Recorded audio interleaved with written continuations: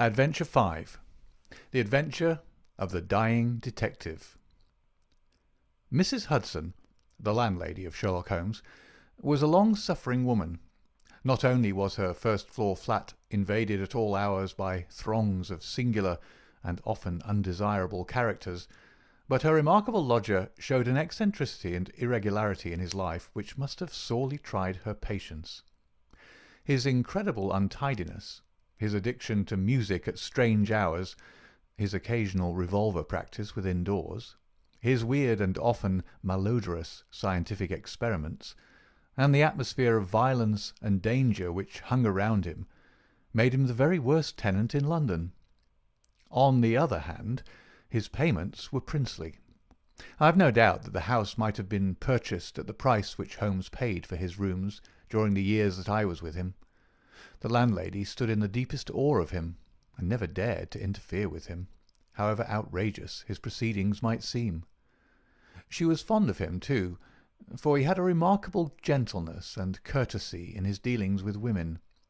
He disliked and distrusted the sex, but he was always a chivalrous opponent.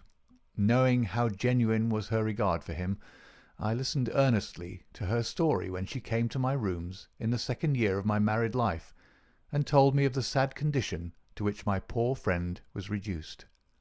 "He's dying, Dr. Watson," said she. "For 3 days he's been sinking, and I doubt if he will last the day. He would not let me get a doctor. This morning, when I saw his bones sticking out of his face and his great bright eyes looking at me, I could stand no more of it. With your leave, or without it, Mr. Holmes, I am going for a doctor this very hour," said I. "Let it be Watson, then," said he. "I wouldn't waste an hour in coming to him, sir, or you may not see him alive." I was horrified, for I had heard nothing of his illness.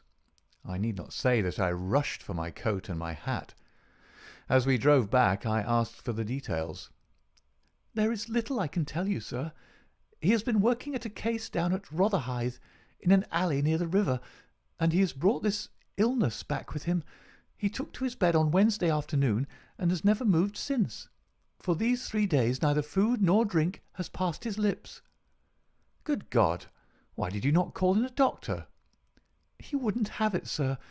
You know how masterful he is. I didn't dare to disobey him. But he's not long for this world, as you'll see for yourself the moment that you set eyes on him."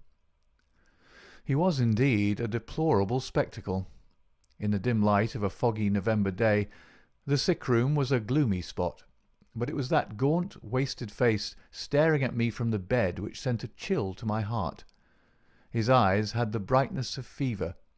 There was a hectic flush upon either cheek, and dark crusts clung to his lips. The thin hands upon the coverlet twitched incessantly. His voice was croaking and spasmodic. He laid listlessly as I entered the room, but the sight of me brought a gleam of recognition to his eyes. "Well, Watson, we seem to have fallen upon evil days," said he in a feeble voice, but with something of his old carelessness of manner. "My dear fellow," I cried, approaching him. "Stand back, stand right back," said he, with the sharp imperiousness which I had associated only with moments of crisis. "If you approach me, Watson, I shall order you out of the house." "But why?" "Because it is my desire. Is that not enough?" Yes, Mrs. Hudson was right. He was more masterful than ever. It was pitiful, however, to see his exhaustion. "I only wish to help," I explained. "Exactly. You will help best by doing what you are told." "Certainly, Holmes." He relaxed the austerity of his manner. "You are not angry?" he asked, gasping for breath. Poor devil! How could I be angry when I saw him lying in such a plight before me? "It's for your own sake, Watson," he croaked. "For my sake?" "I know what is the matter with me. It is a coolie disease from Sumatra, a thing that the Dutch know more about than we, though they may have made little of it up to date. One thing only is certain.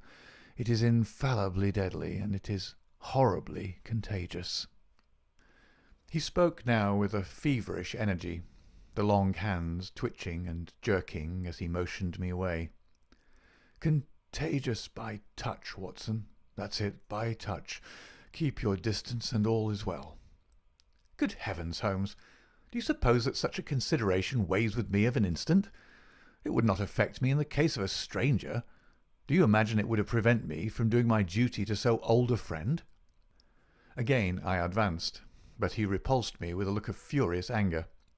If you will stand there, I will talk. If you do not, you must leave the room. I have so deep a respect for the extraordinary qualities of Holmes that I have always deferred to his wishes, even when I least understood them. But now all my professional instincts were aroused. Let him be my master elsewhere, I at least was his in a sick-room. "Holmes," said I, "you are not yourself. A sick man is but a child, and so I will treat you. Whether you like it or not, I will examine your symptoms and treat you for them." He looked at me with venomous eyes. "If I am to have a doctor, whether I will or not, let me at least have someone in whom I have confidence," said he. "Then you have none in me?" "In your friendship, certainly. But facts are facts, Watson, and after all, you are only a general practitioner with very limited experience and mediocre qualifications. It is painful to have to say these things, but you leave me no choice." I was bitterly hurt. "Such a remark is unworthy of you, Holmes. It shows me very clearly the state of your own nerves. But you have no confidence in me. I would not intrude my services. Let me bring Sir Jasper Meek or Penrose Fisher, or any of the best men in London. But someone you must have, and that is final. If you think that I am going to stand here and see you die without either helping you myself or bringing anyone else to help you, then you have mistaken your man." "You mean well, Watson," said the sick man with something between a sob and a groan. "Shall I demonstrate your own ignorance? What do you know, pray, of Tapanuli fever? What do you know of the Black Formosa corruption?" "I have never heard of either." "There are many problems of disease, many strange pathological possibilities in the East, Watson." He paused after each sentence to collect his failing strength. "I have learned so much during some recent researches which have a medico-criminal aspect. It was in the course of them that I contracted this complaint. You can do nothing." "Possibly not. But I happen to know that Dr. Ainstree, the greatest living authority upon tropical disease, is now in London. All remonstrance is useless, Holmes. I am going this instant to fetch him." I turned resolutely to the door. Never have I had such a shock. In an instant, with a tiger spring, the dying man had intercepted me. I heard the sharp snap of a twisted key. The next moment he had staggered back to his bed, exhausted and panting after his one tremendous outflame of energy. "You won't take the key from me by force, Watson. I've got you, my friend. Here you are, and here you will stay until I will otherwise, but I'll humour you." All this in little gasps with terrible struggles for breath between. "You've only my own good at heart. Of course, I know that very well. You shall have your way, but give me time to get my strength. Not now, Watson, not now. It's 4 o'clock. At 6 you can go." "This is insanity, Holmes." "Only 2 hours, Watson. I promise you will go at 6. Are you content to wait?" "I seem to have no choice." "None in the world, Watson, thank you. I need no help in arranging the clothes. You will please keep your distance. Now, Watson, there is one other condition that I would make. You will seek help not from the man you mention, but from the one that I choose." "By all means." "The first 3 sensible words that you have uttered since you entered this room, Watson. You will find some books over there. I am somewhat exhausted. I wonder how a battery feels when it pours electricity into a non-conductor. At 6, Watson, we resume our conversation." But it was destined to be resumed long before that hour, and in circumstances which give me a shock hardly second to that caused by his spring to the door. I had stood for some minutes looking at the silent figure in the bed. His face was almost covered by the clothes, and he appeared to be asleep. Then, unable to settle down to reading, I walked slowly round the room, examining the pictures of celebrated criminals with which every wall was adorned. Finally, in my aimless perambulation, I came to the mantelpiece.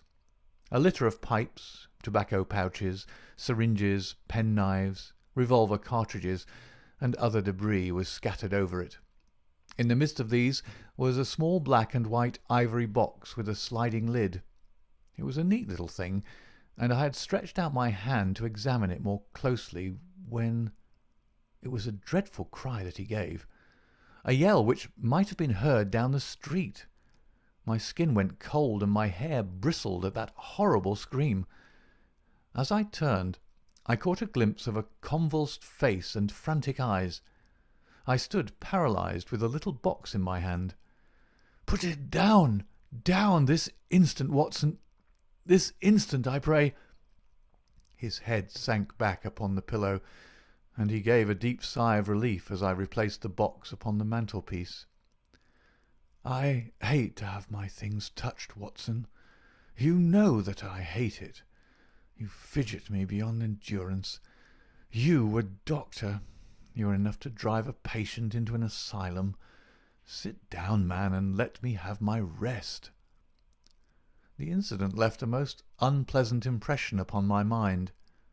The violent and causeless excitement, followed by this brutality of speech, so far removed from his usual suavity, showed me how deep was the disorganization of his mind. Of all ruins, that of a noble mind is the most deplorable. I sat in silent dejection until the stipulated time had passed. He seemed to have been watching the clock as well as I, for it was hardly 6 before he began to talk, with the same feverish animation as before. "Now, Watson," said he, "have you any change in your pocket?" "Yes." "Any silver?" "A good deal." "How many half-crowns?" "I have 5. "Oh, too few, too few. How very unfortunate, Watson. However, such as they are, you can put them in your watch pocket, and all the rest of your money in your left trouser pocket. Thank you. It will balance you so much better like that." This was raving insanity. He shuddered and again made a sound between a cough and a sob. "You will now light the gas, Watson, but you will be very careful that not for one instant shall it be more than half on. I implore you to be careful, Watson. Thank you. That is excellent. No, you need not draw the blind. Now you will have the kindness to place some letters and papers upon this table within my reach. Thank you. Now, some of that litter from the mantelpiece. Excellent, Watson. There's a sugar-tongs there. Kindly raise that small ivory box with its assistance. Place it here among the papers. Good. You can now go and fetch Mr. Culverton Smith of 13 Lower Burke Street." To tell the truth, my desire to fetch a doctor had somewhat weakened, for poor Holmes was so obviously delirious that it seemed dangerous to leave him. However, he was as eager now to consult the person named as he had been obstinate in refusing. "I never heard the name," said I. "Possibly not, my good Watson. It may surprise you to know that the man upon earth who is best versed in this disease is not a medical man, but a planter. Mr. Culverton Smith is a well-known resident of Sumatra, now visiting London. An outbreak of the disease upon his plantation, which was distant from medical aid, caused him to study it himself with some rather far-reaching consequences. He is a very methodical person, and I did not desire you to start before 6, because I was well aware that you would not find him in his study. If you could persuade him to come here and give us the benefit of his unique experience of this disease, the investigation of which has been his dearest hobby, I cannot doubt that he could help me." I gave Holmes's remark as a consecutive whole, and will not attempt to indicate how they were interrupted by gaspings for breath and those clutchings of his hands which indicated the pain from which he was suffering. His appearance had changed for the worse during the few hours that I had been with him. Those hectic spots were more pronounced. The eyes shone more brightly out of darker hollows, and a cold sweat glimmered upon his brow. He still retained, however, the jaunty gallantry of his speech. To the last gasp he would always be the master. "You will tell him exactly how you have left me," said he. "You will convey the very impression which is in your own mind. A dying man, a dying and delirious man. Indeed, I cannot think why the whole bed of the ocean is not one solid mass of oysters. So prolific the creatures seem. I'm wondering. Strange how the brain controls the brain. What was I saying, Watson?" "My directions for Mr. Culverton Smith." Yes, I remember. My life depends upon it. Plead with him, Watson. There is no good feeling between us. His nephew, Watson, I had suspicions of foul play, and I allowed him to see it. The boy died horribly. He has a grudge against me. You will soften him, Watson.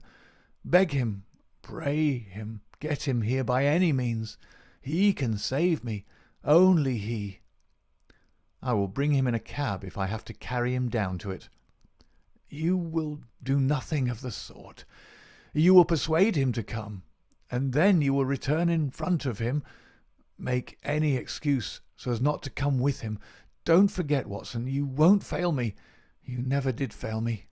No doubt there are natural enemies which limit the increase of the creatures. You and I, Watson, we have done our part. Shall the world then be overrun by oysters? No, no, horrible. You will convey all that is in your mind." I left him full of the image of this magnificent intellect, babbling like a foolish child.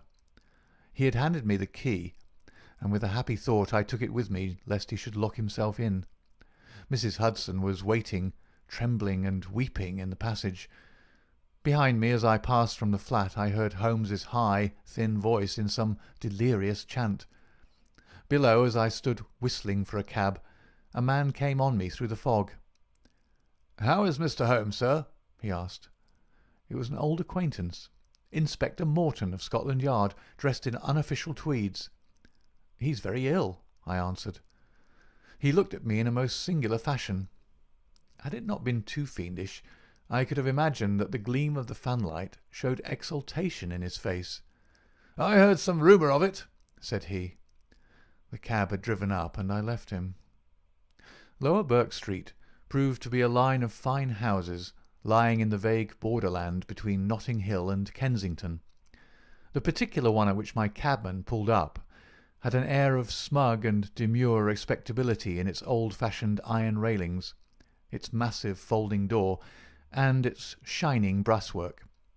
All was in keeping with a solemn butler, who appeared framed in the pink radiance of a tinted electrical light behind him. "Yes, Mr. Culverton Smith is in, Dr. Watson. Very good, sir. I'll take up your card." My humble name and title did not appear to impress Mr. Culverton Smith. Through the half-open door I heard a high, petulant, penetrating voice. "Who is this person? What does he want?" "Dear me, Staples, how often have I said that I'm not to be disturbed in my hours of study?" There came a gentle flow of soothing explanations from the butler. "Well, I won't see him, Staples. I can't have my work interrupted like this. I am not at home. Say so. Tell him to come in the morning, if you really must see me." Again the gentle murmur. "Well, well, give him that message. He can come in the morning, or he can stay away. My work must not be hindered." I thought of Holmes, tossing upon his bed of sickness and counting the minutes, perhaps until I could bring help to him. It was not a time to stand upon ceremony. His life depended upon my promptness. Before the apologetic butler had delivered his message, I had pushed past him and was in the room. With a shrill cry of anger, a man rose from a reclining chair beside the fire. I saw a great yellow face, coarse-grained and greasy, with heavy double chin and two sullen, menacing grey eyes which glared at me from under tufted and sandy brows.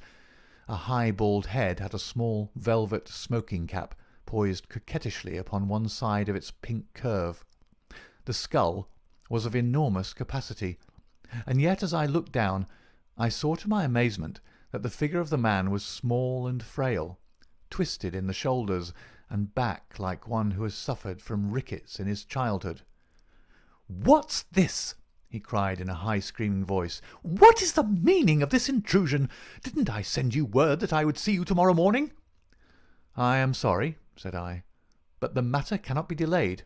Mr. Sherlock Holmes—" The mention of my friend's name had an extraordinary effect upon the little man. The look of anger passed in an instant from his face. His features became tense and alert.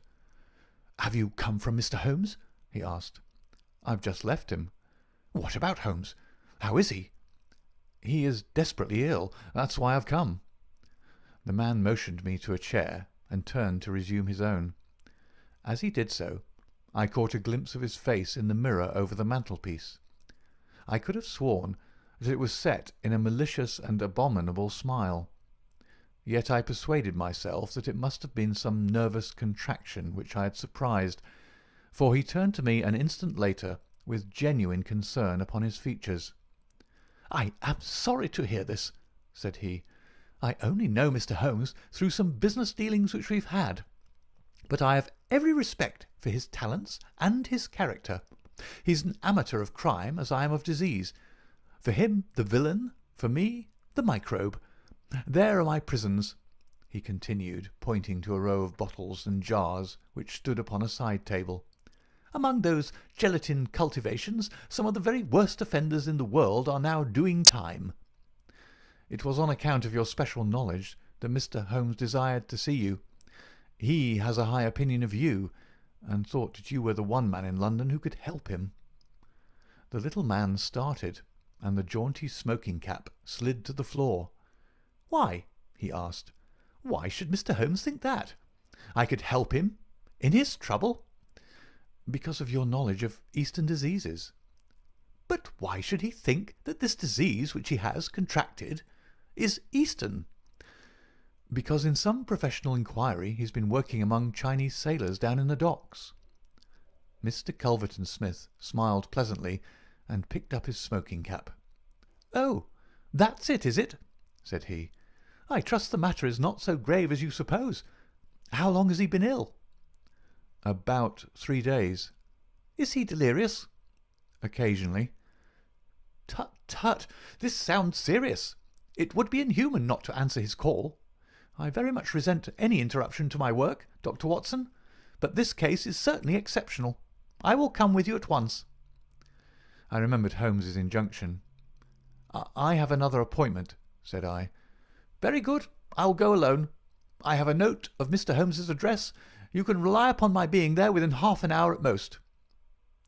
It was with a sinking heart that I re-entered Holmes's bedroom. For all that I knew, the worst might have happened in my absence. To my enormous relief, he had improved greatly in the interval.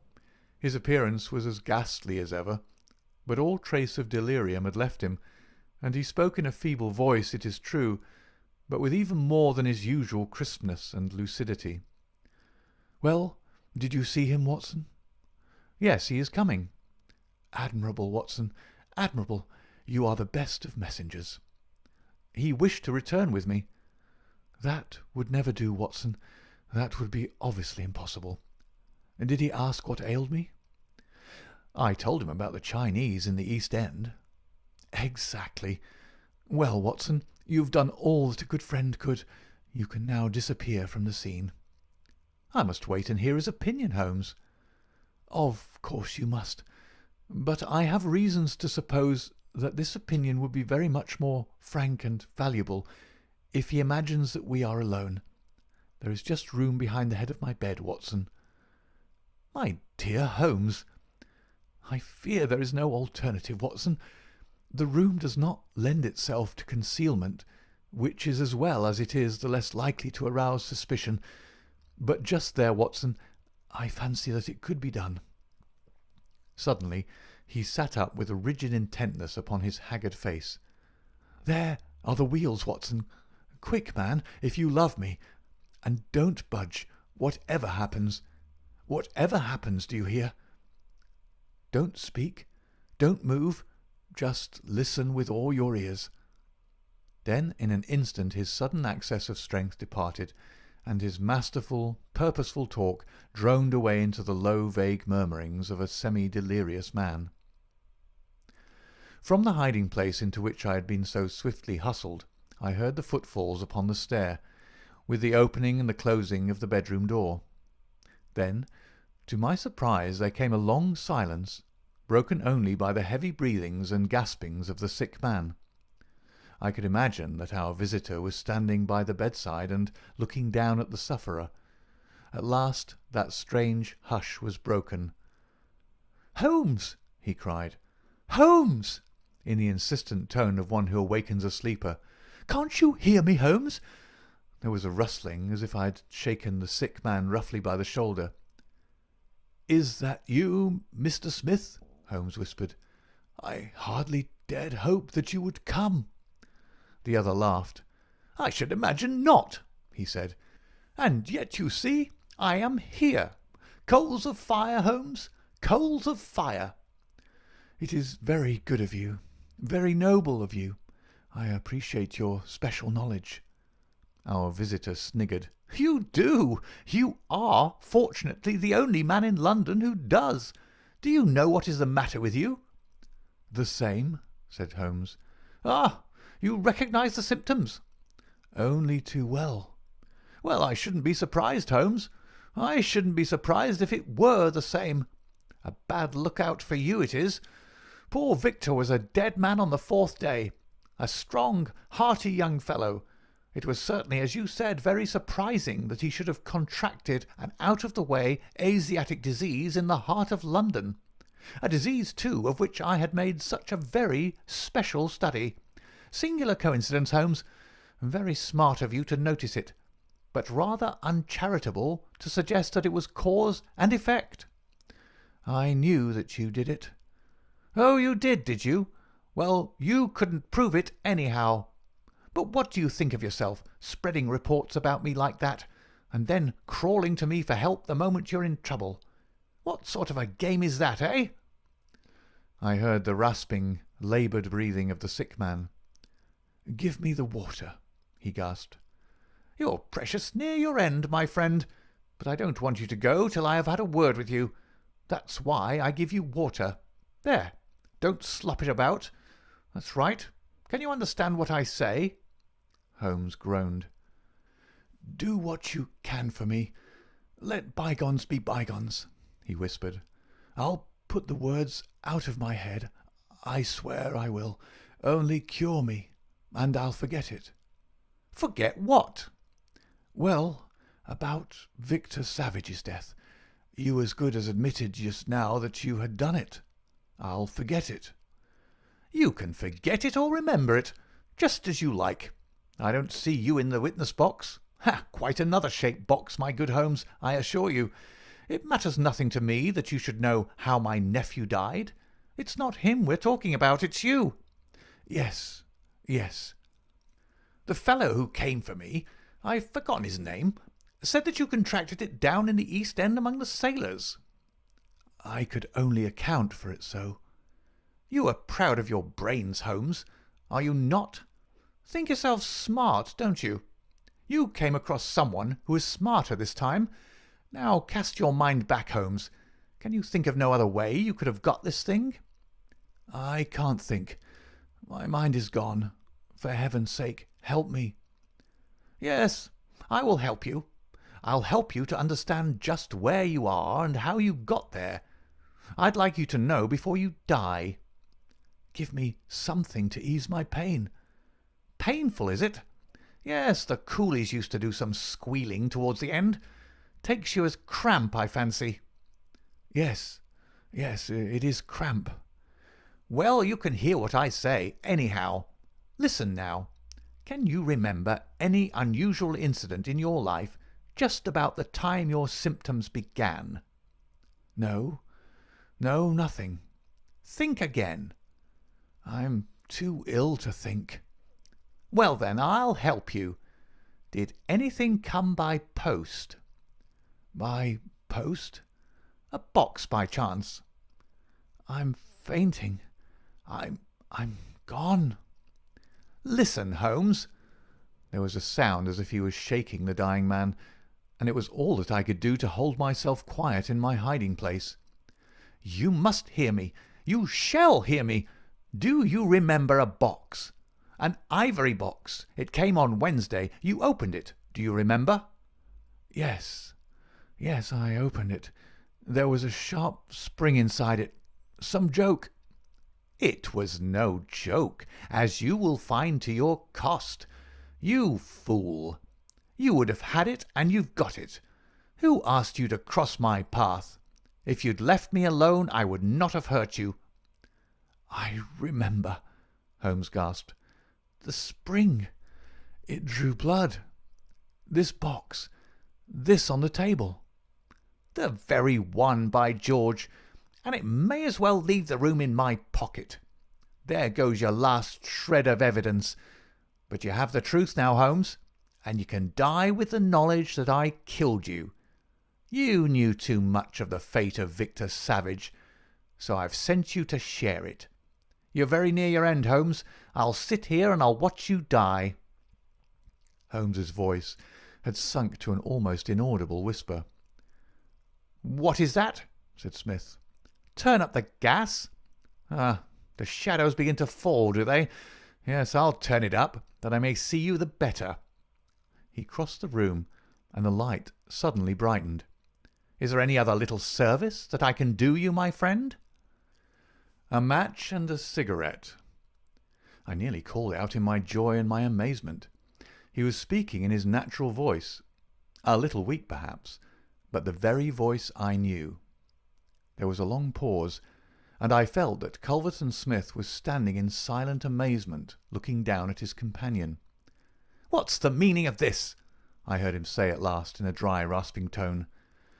"The best way of successfully acting a part is to be it," said Holmes. "I give you my word that for 3 days I have tasted neither food nor drink until you were good enough to pour me out that glass of water. But it is the tobacco which I find most irksome. Ah, here are some cigarettes." I heard the striking of a match. "That is very much better. Hello, hello, do I hear the step of a friend?" There were footfalls outside.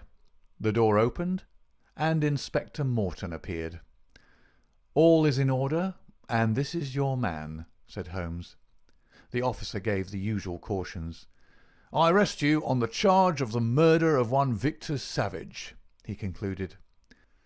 "And you might add of the attempted murder of one Sherlock Holmes," remarked my friend with a chuckle. "To save an invalid trouble, Inspector, Mr. Culverton Smith was good enough to give our signal by turning up the gas. By the way, the prisoner has a small box in the right-hand pocket of his coat which it would be as well to remove. Thank you. I would handle it gingerly if I were you. Put it down here. It may play a part in the trial." There was a sudden rush and a scuffle, followed by the clash of iron and a cry of pain.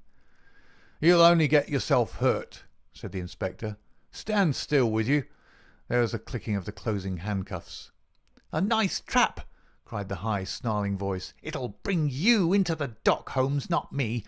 He asked me to come here to cure him. I was sorry for him, and I came. Now he will pretend, no doubt, that I have said anything which he may invent, which will corroborate his insane suspicions. You can lie as you like, Mr. Holmes. My word is always as good as yours." "Good heavens!" cried Holmes. "I had totally forgotten him. My dear Watson, I owe you 1,000 apologies. To think that I should have overlooked you. I need not introduce you to Mr. Culverton Smith, since I understand that you met somewhat earlier in the evening. Have you the cab below? I will follow you when I am dressed, for I may be of some use at the station." "I never needed it more," said Holmes, as he refreshed himself with a glass of claret and some biscuits in the intervals of his toilet. "However, as you know, my habits are irregular, and such a feat means less to me than to most men. It was very essential that I should impress Mrs. Hudson with the reality of my condition, since she was to convey it to you, and you in turn to him. You won't be offended, Watson. You will realize that among your many talents dissimulation finds no place, and that if you had shared my secret you would never have been able to impress Smith with the urgent necessity of his presence, which was the vital point of the whole scheme. Knowing his vindictive nature, I was perfectly certain that he would come to look upon his handiwork. But your appearance, Holmes, your ghastly face!" 3 days of absolute fast does not improve one's beauty, Watson. For the rest, there is nothing which a sponge may not cure. With Vaseline upon one's forehead, belladonna in one's eyes, rouge over the cheekbones, and crusts of beeswax round one's lips, a very satisfying effect can be produced. Malingering is a subject upon which I have sometimes thought of writing a monograph. A little occasional talk about half-crowns, oysters, or any other extraneous subject produces a pleasing effect of delirium. But why would you not let me near you, since there was in truth no infection? Can you ask, my dear Watson? Do you imagine that I have no respect for your medical talents? Could I fancy that your astute judgment would pass a dying man who, however weak, had no rise of pulse or temperature? At 4 yards I could deceive you. If I failed to do so, who would bring Mr. Smith within my grasp? No, Watson, I would not touch that box. You can just see if you look at it sideways where the sharp spring like a viper's tooth emerges as you open it. I dare say it was by some such device that poor Savage, who stood between this monster and a reversion, was done to death.